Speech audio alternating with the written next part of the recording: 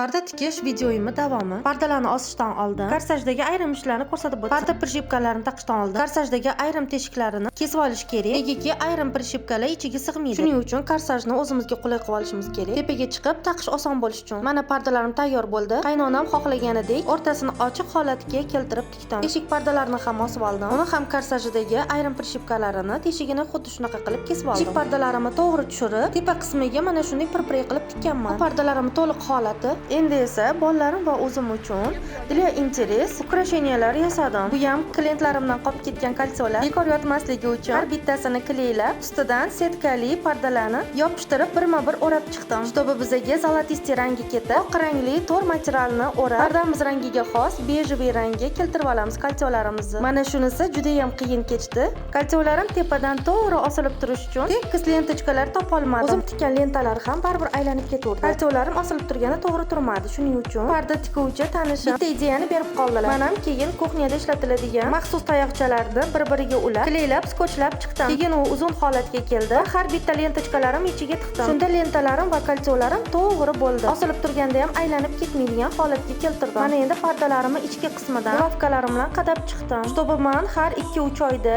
pardalarimni yuvganim olishga oson bo'lish uchun videoim sizga manzur bo'ladi degan umiddaman.